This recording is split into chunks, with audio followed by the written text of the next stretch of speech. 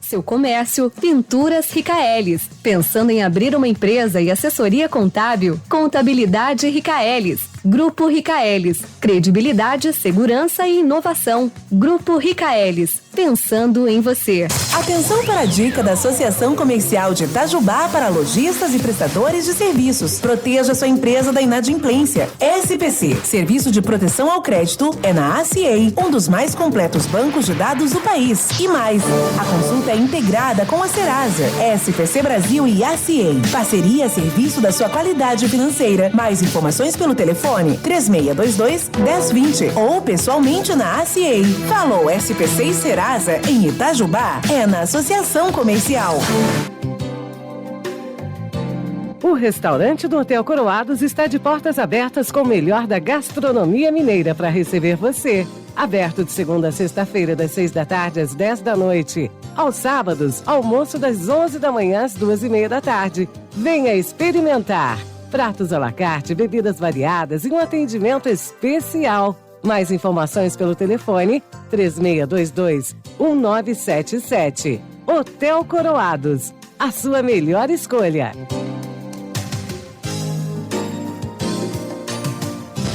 Você sabia que o certificado digital é um documento eletrônico que comprova a identidade de pessoas físicas ou jurídicas e que garante a segurança das transações online? Faça seu certificado digital na Associação Comercial de Itajubá, ACA. Melhor preço e agilidade. Agende seu horário pelo telefone 3622-1020. Certificado digital na hora é na ACA. O Sindicato do Comércio Varejista de Itajubá é uma entidade conveniada ao sistema Fecomércio Minas. A sua missão é representar os empresários do comércio e criar as melhores condições para o desenvolvimento das empresas. Venha conhecer o Sindicomércio Itajubá e saber mais sobre os benefícios que ele oferece a você, empresário. Sindicato do Comércio Varejista de Itajubá, Avenida Coronel Carneiro Júnior, número 192, segundo andar, Centro. Telefone 35-3621-4493. www.sindicatoitajubá.com.br. A Associação Comercial, Industrial e Empresarial de Itajubá e a T-Card convidam você, empresário, para conhecer o ACA Card, o nosso cartão.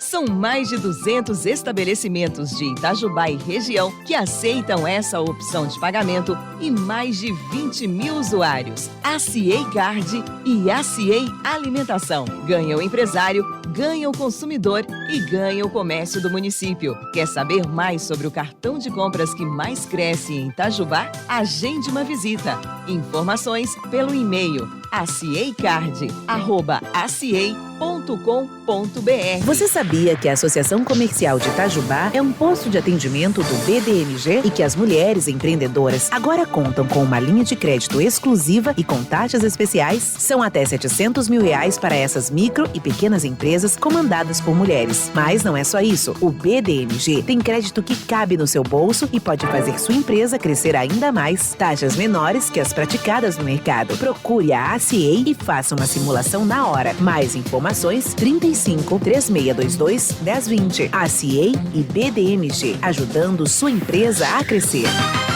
Começa agora o informativo ACA. Informação para o empresário, dicas para o consumidor, prestação de serviço para a comunidade. Apoio Grupo Ricaelis, Hotel Coroados, Sindicomércio Itajubá e T-Card. Bom dia, está no ar informativo ACA aqui na Futura FM. Hoje, quarta-feira, dia 7 de agosto de 2019. Eu sou Zé Geraldo, espero a sua participação. Você, ouvinte, pode encaminhar perguntas para os nossos convidados de hoje e também participar do nosso sorteio. No programa de hoje, nós estamos recebendo o vice-presidente da CIEI, professor Hector Gustavo Arango, no quadro Amigo Empresário. E hoje nós temos um assunto bastante interessante, que está aí bem, um assunto borbulhante, poderia dizer assim. Hector, bom dia. Bom dia, Zé Geraldo. Que é a liberação do fundo de garantia e também a redução da taxa de juro, a Selic. Daqui a pouquinho nós vamos falar sobre esse assunto. Maravilha. Também está aqui do nosso lado, presidente do Sindicomércio, Sebastião Amarante. Bom dia, Amarante. Prazer receber você aqui no Informativo ACA. Bom dia, Geraldo. Bom dia, ouvintes da Futura FM, todos os empresários. Bom, mas para que o nosso ouvinte já possa entrar em contato conosco, vamos anunciar aqui o brinde de hoje. São 2 brindes para uma única pessoa. Olha, nós estamos aproximando o Dia dos Pais, né? Próximo domingo, Dia dos Pais, uma data especial. Então, a CIE está oferecendo uma cesta de presentes com produtos lá da Piccolo. Uma cesta muito bonita que está no Face. Se você entrar lá, já pode perceber uma cesta muito bonita, muito bem preparada lá pelo meu amigo Orli. E como nós estamos falando de economia, está numa época muito interessante, junto com essa cesta, você vai receber também um livro de autoria do professor Hector Gustavo Arango, Mercado Financeiro e de Capitais, orientado a estratégias de investimento. É isso, Hector? Exatamente. Muito bacana. bacana. Quem quer investir, tá? É uma leitura importante. Então, são 2 brindes interessantes que nós vamos oferecer para um ouvinte no final do nosso informativo de hoje.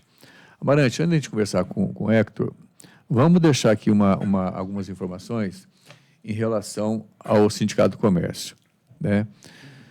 Os empresários, né, sindicalizados estão recebendo aí a cobrança negocial.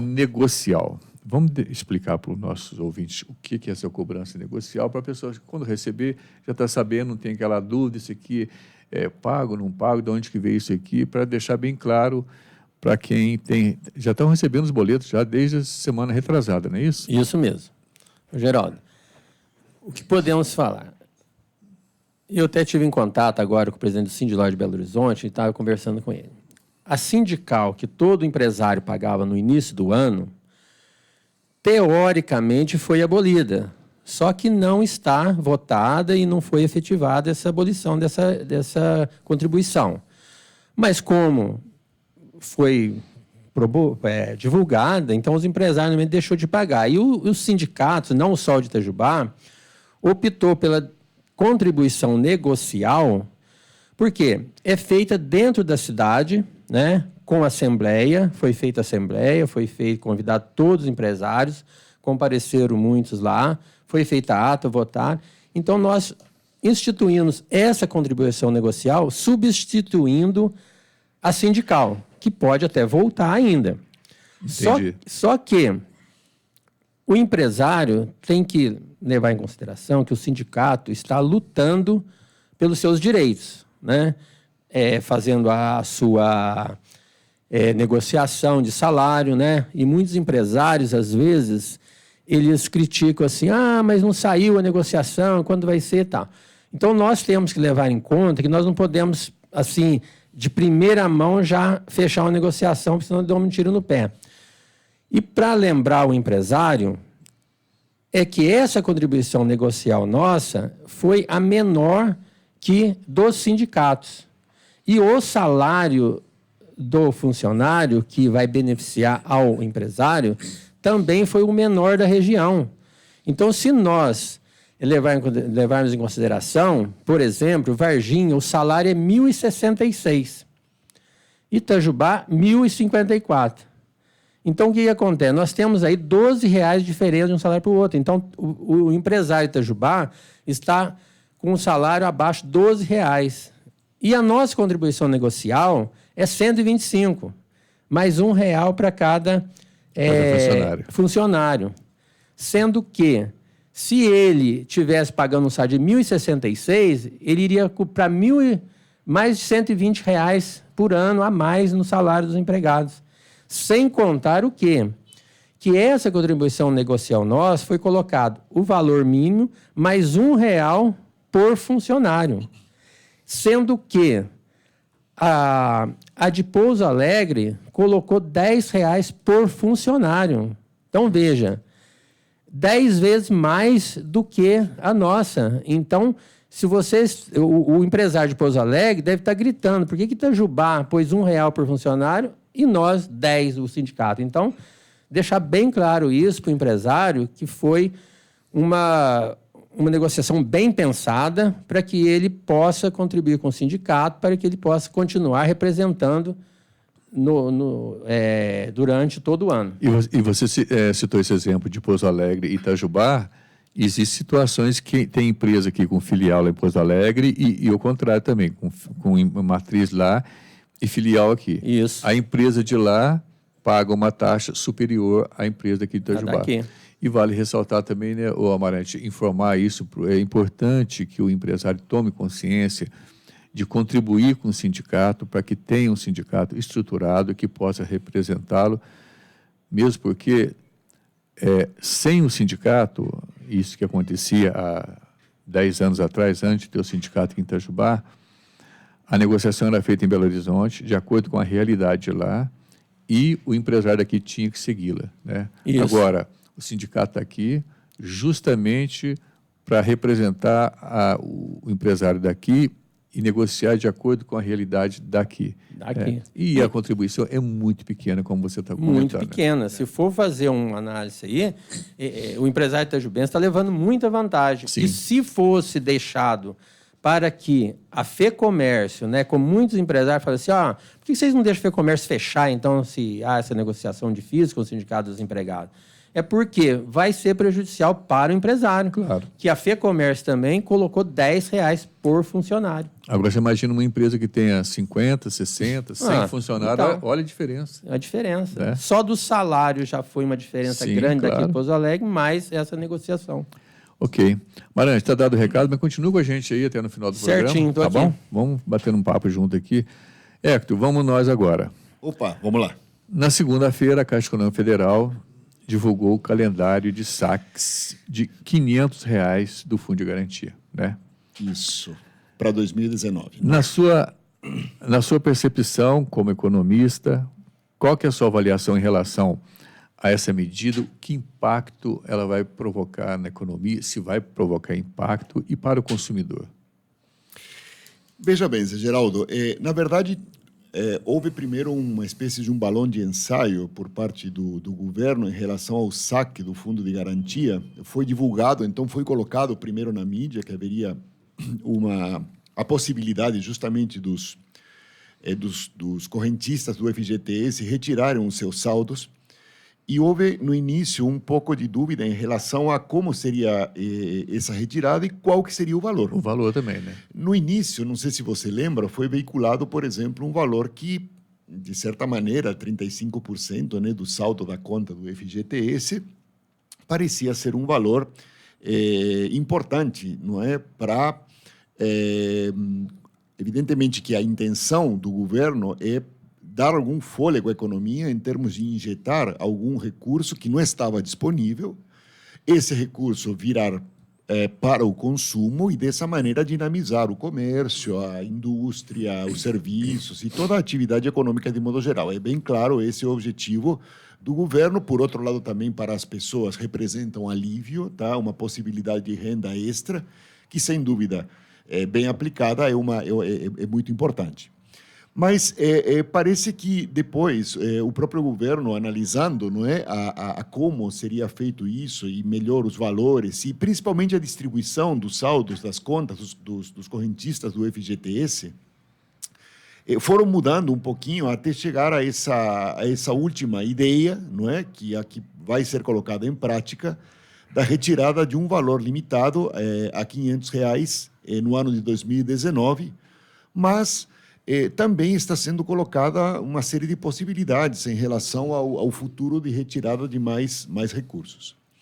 Mas vamos voltar ao que você me colocou, a questão de como isso impactaria, pelo menos nesse primeiro momento, a economia. Sim. Bom, já tivemos alguns indicadores pontuais de que a economia, de alguma maneira, está começando lentamente a realmente melhorar, tá? Digamos, a se tornar aumento do número de vendas, por exemplo, na parte de veículos, enfim, tem alguns indicadores que estão mostrando... Dando uma destravadinha, né? Que está, aos poucos, começando a ter uma recuperação aí do ânimo e da expectativa positiva que ela estava congelada, né, há alguns meses, em função de uma série de razões, de dificuldades que o governo encontrou em implementar a sua política econômica. Então, na verdade, o que acontece é esse dinheiro a mais que vai para a conta dos trabalhadores contribui, sim, mas é uma contribuição pontual e muito pequena, tá? Inclusive, existem alguns estudos que já foram feitos por algumas consultoras na área de economia para tentar se descobrir quanto desse valor, não é, no volume geral, é que vai efetivamente para consumo.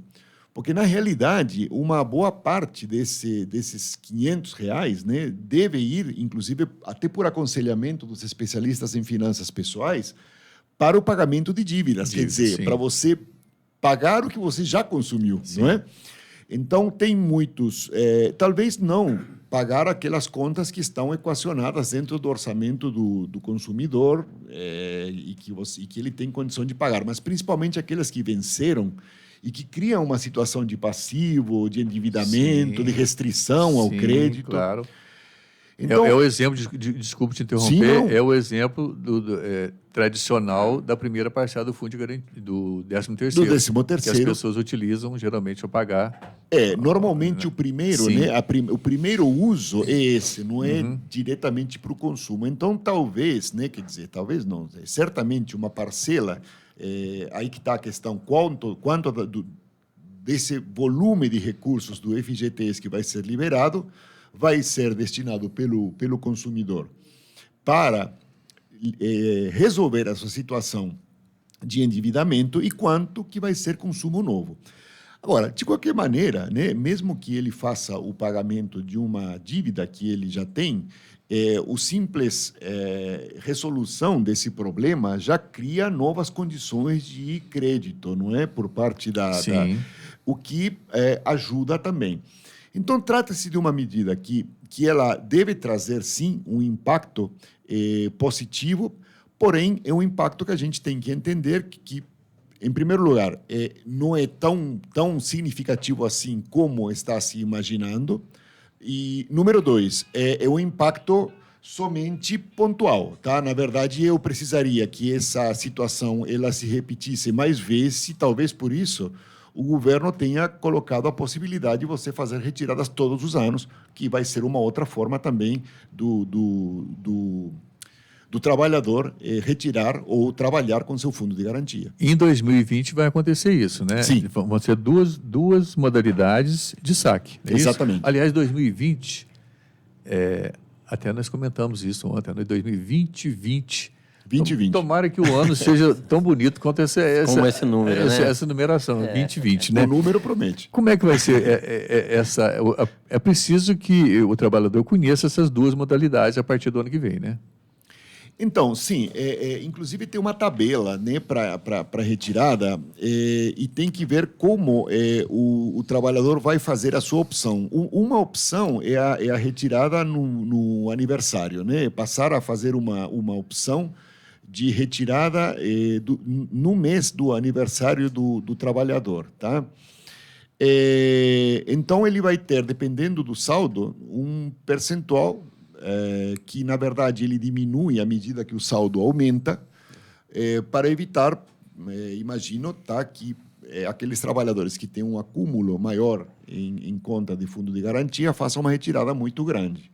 Mas, por exemplo, só para se ter uma ideia comparativa, as possibilidades de saque em 2020 para aquele que vai retirar no aniversário de conta parecem bem maiores, ou são bem maiores, os saldos possíveis de retirada, do que os R$500, por exemplo, que estão sendo liberados esse ano.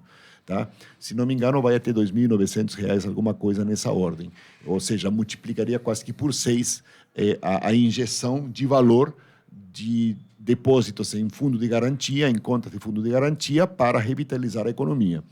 Portanto, é uma retirada gradual, tá? Sim. De um recurso que, na verdade, a gente tem que deixar bem claro, né? E acho que o governo tem consciência disso, de que o recurso depositado na conta do trabalhador do FGTS é um recurso do trabalhador, não é um recurso do governo, tá? É muito importante que as pessoas tenham consciência disso, né? E os próprios trabalhadores tenham consciência disso. Sim. Então, o governo vem, na verdade, tentando flexibilizar mais e de forma melhor o uso desse recurso que já é do trabalhador e que, por exemplo, até antes dessas medidas, ele ficava meio que praticamente sem possibilidade de uso, a não ser em casos extremos, né? Tem toda uma legislação, uma série de regras da Caixa Econômica que dizem quando que eu posso retirar o fundo de garantia. Digamos, em condições normais, seria impossível. Tá? Com essas medidas, está aos poucos se colocando a possibilidade do trabalhador poder gerenciar um pouco melhor esse dinheiro que ele tem lá guardado, assegurado, mas que agora ele vai poder administrar um pouco melhor. Mas o governo também está sendo bastante cauteloso, né, Hector? Porque houve até uma reação da parte da construção, né, da área de construção, claro, porque é um investimento para essa área também, né, que é utilizado o fundo de garantia. Né? Não dá para usar o mesmo real para duas coisas diferentes. Exatamente. Não é? Exatamente. Na verdade, quando foi feito o anúncio da medida, tá?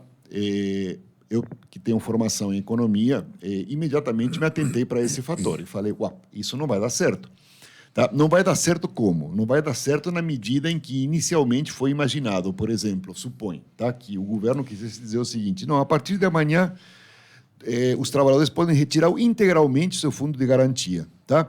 Por mais que a gente tenha dito agora há pouco que o dinheiro é do trabalhador e que talvez você poderia imaginar que ele seria quem deveria gerenciar isso integralmente, enfim. Na verdade, esse fundo foi constituído de uma determinada forma e com uma certa finalidade. E uma das finalidades, justamente, está ligado ao financiamento habitacional. Sim.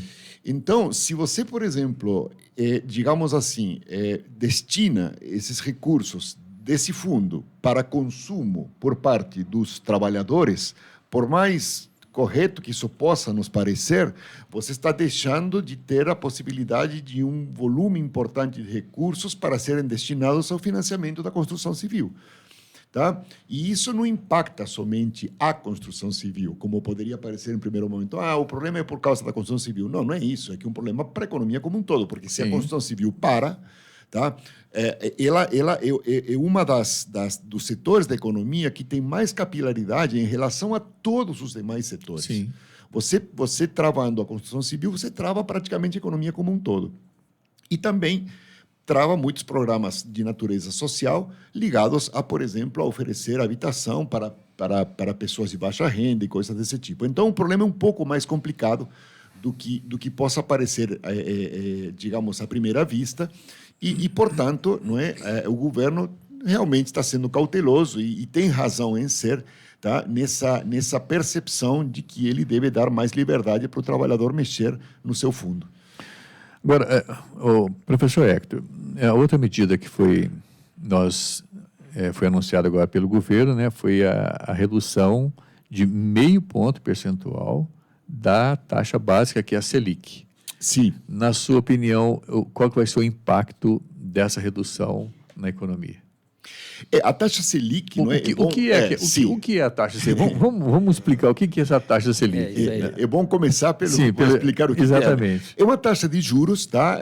O Selic é uma sigla que tem a ver com o Sistema Especial de Liquidação e Custódia, tá? Que é um sistema que basicamente se encarrega de criar uma taxa que, entre os bancos, seja paga quando um banco fica devedor do outro, nas operações diárias de liquidação das suas contas. Então, funciona como uma espécie de encargo para que uma instituição financeira não disponibilize uma quantidade muito grande de recursos, tá, para empréstimo, que a princípio poderia parecer uma coisa boa, mas isso aumenta de forma muito acentuada a liquidez da economia e acaba redundando sempre em inflação, porque você não tem produção para acompanhar o aumento da oferta de moeda que vem por aí.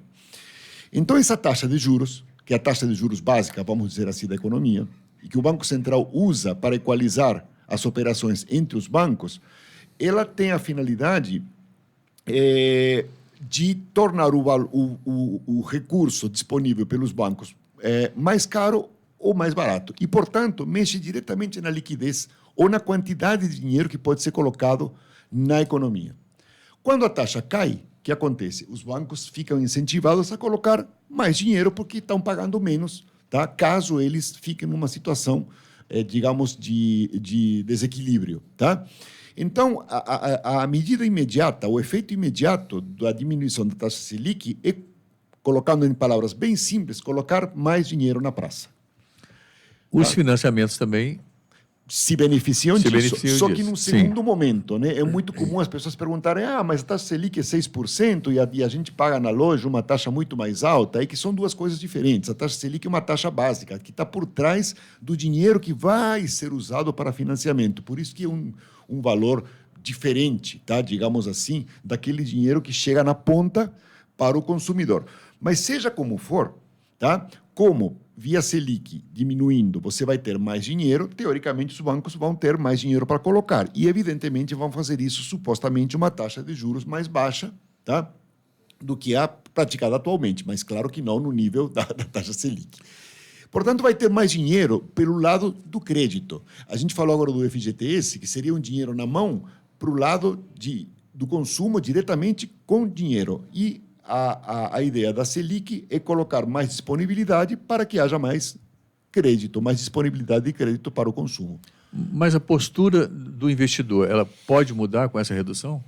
Então, ela muda porque ela acaba respingando em outras questões, como, por exemplo, a questão do investimento. A gente aqui estava falando de quem está pagando, mas quem está aplicando recursos, que é a outra ponta, né, digamos assim, do crédito, para quem está investindo, isso tem um efeito ao contrário. Diminui a remuneração.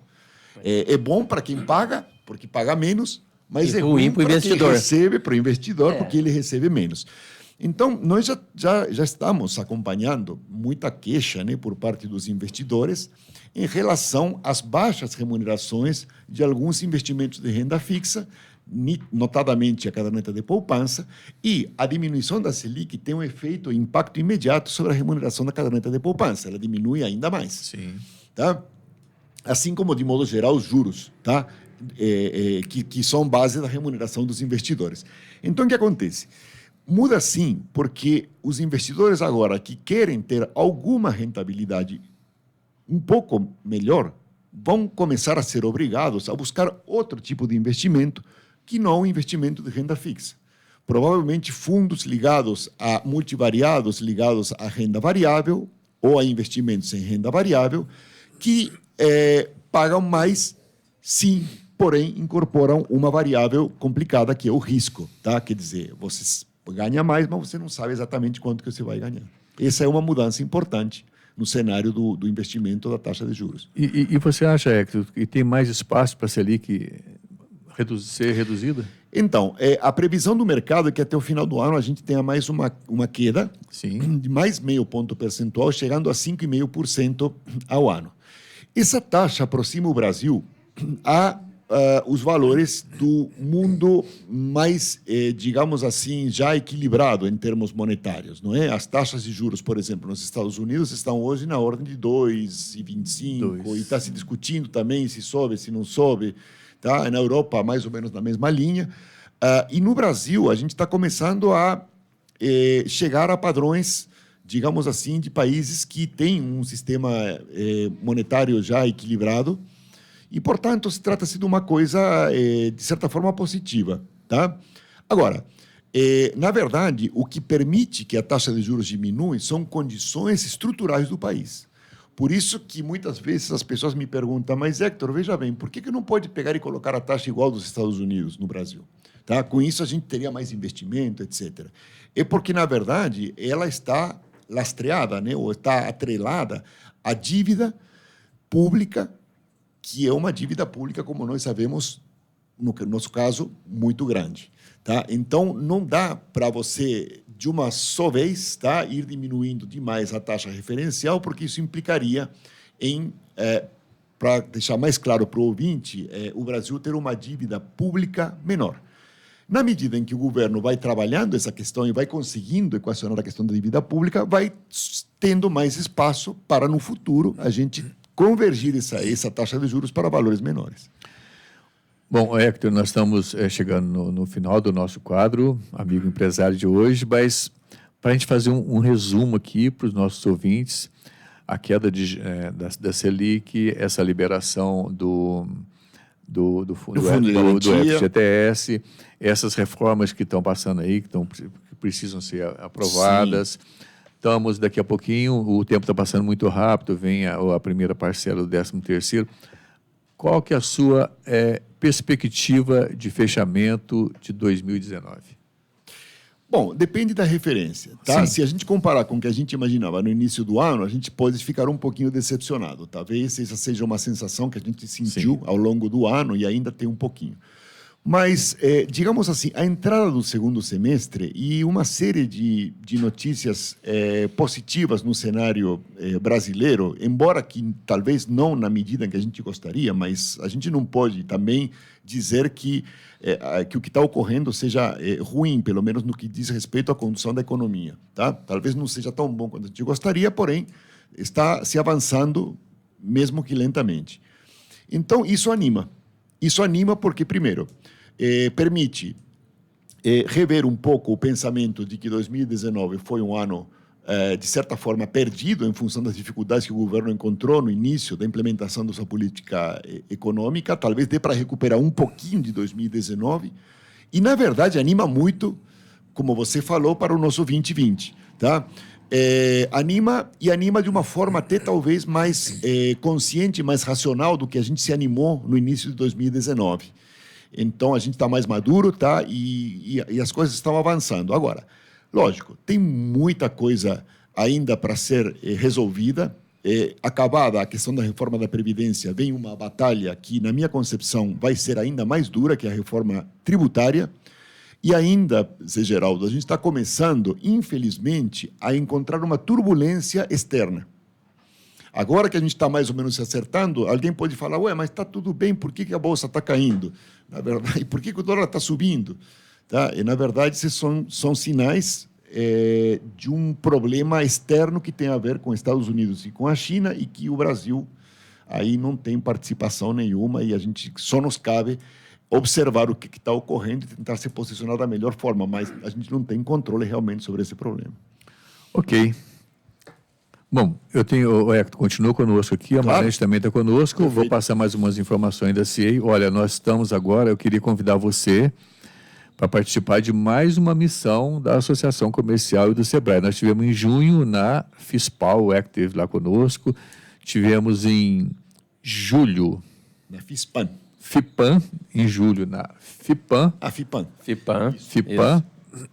E o Amarante esteve lá conosco também. E agora, setembro, outra missão da Associação Comercial e do SEBRAE na Equipotel. Equipotel é uma super feira também, que vai acontecer no dia... deixa eu ver aqui que dia que é a missão... 24 de outubro. Errei? Não, vai ser em setembro. Setembro? Vai ser em setembro. Nós estamos aqui...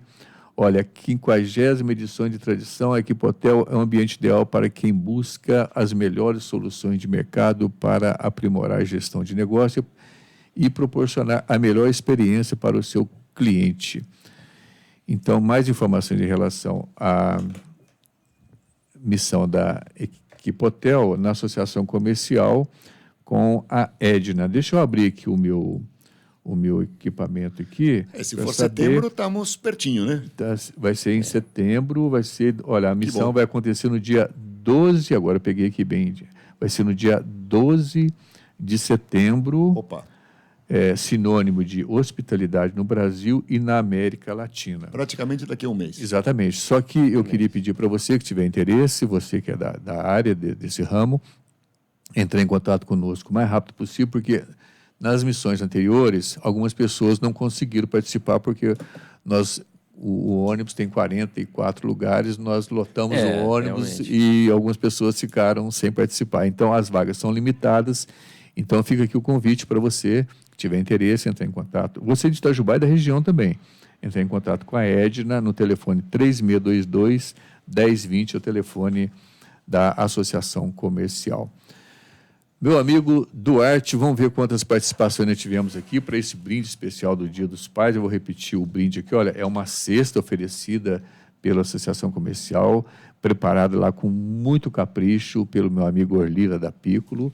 E também, como nós falamos de finanças, um livro, Mercado Financeiro e de Capitais, de autoria do professor doutor Hector Gustavo Arango. Está aqui o livro, vai junto com a cesta para você... vai degustando a cesta, vai lendo o livro. Sim, vai lendo o livro, está tudo certo. Quantas participações nós tivemos, meu amigo Duarte? Bom dia a todos, contando com o Facebook, 655. Olha que bacana, viu? Que coisa. 655. Maravilha. Muito bem. Hector, vamos lá então. Bom, primeiro eu gostaria de agradecer a todos que ligaram para cá. Muito obrigado pela participação, pela audiência. Vamos ver o número que você vai dar sorte aí, Hector. Tem número para você escolher à vontade. 655? 665. Nossa, 655, né? 655. Confirmando, é isso mesmo? 655. Vamos privilegiar aqueles que falaram mais no início, tipo, por exemplo, 247? 247. Vamos ver quem que foi o ganhador de hoje. Eu compliquei o Duarte agora com o número que eu escolhi. Não, tem várias páginas ali, tem que mudar, mexer, virar. Até achar o número 246. Débora Goulart. Então, a Débora. 247. Maravilha. Então, muito bem, Débora. Eu vou pedir para você levar um documento de identificação com foto, Débora, lá na Associação Comercial. A cesta está lá na Associação Comercial, junto com o seu livro. Se você for lá a partir das 14 horas, leva o documento lá para você retirar o seu brinde e comemorar aí o domingo com o Dia dos Pais. Isso aí. Marante, bom dia para você, obrigado pela participação. Bom dia a todos os empresários. Quero deixar um recado aos empresários que procurem o Sindicato de Itajubá, patronal, e procure usufruir de todos os benefícios que ele oferece. Isso é importante. Estamos aqui prontos para servi-los. Ok. Hector, obrigado. Tem abraço, Hector? Bom, hoje o abraço não podia deixar de ser... Você está lendo meu pensamento, não é? Sim, claro. Benedito Olinto. Oliveira Martins. Oliveira Martins. Foi bem lembrado, viu? Dito, um grande abraço de todos nós, extensivo a todos os empresários, tá? De Itajubá e região, que tanto fazem, tá? Pela nossa sociedade. Então eu vou pegar a sua informação aí, para o abraço seu, para passar essa informação que já ia me esquecendo. Claro. Ontem nós tivemos reunião à noite na Associação Comercial, presidida pelo professor Hector, reunião da diretoria executiva, do Conselho Consultivo, e todos os anos a nossa federação em Belo Horizonte promove o Congresso de Associações Comerciais. Esse ano vai ser do dia 24 ao dia 27 de outubro na cidade de Araxá. Junto com esse evento acontece o Mérito Empresarial. O Mérito Empresarial é uma homenagem que é feita aos empresários de destaque que são escolhidos pelas associações comerciais. E na reunião de ontem, na Associação Comercial, a diretoria e o conselho escolheram o Benedito Olinto para ser o empresário de destaque. Vamos falar o nome dele certo, porque senão ninguém fica sabendo. Benedito Olinto Oliveira Martins, ninguém sabe, né? O Dito da Draga. O Dito da Draga. Hoje estivemos lá falando com o Dito. Você falou que um evento, lá é um mega evento, né? É um mega evento. Espetacular. Muito bom. Duarte, obrigado pela ajuda de sempre. Estamos aí. Queria deixar aqui um abraço muito especial para os pais nesse domingo, para que comemore com a família. Será que estão lembrando do Dia dos Pais? Para você, para o Hector, você também tem... É o papai ou o Duarte? Já sou papai. Sou papai e já sou avô também. Que coisa boa. Então, o Hector também. O papai e o Hector é avô pela primeira vez, né? Então. É muito bom. Então, fica aqui um abraço para todos, que Deus abençoe a todos e até a próxima semana. É isso aí. Tchau, tchau. Abraço.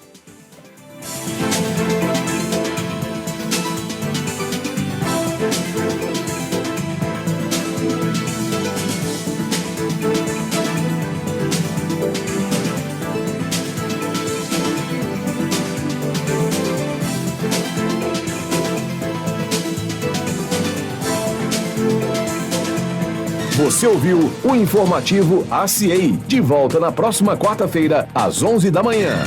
Apoio Grupo Ricaelis, Hotel Coroados, Sindicomércio Itajubá e Tecard.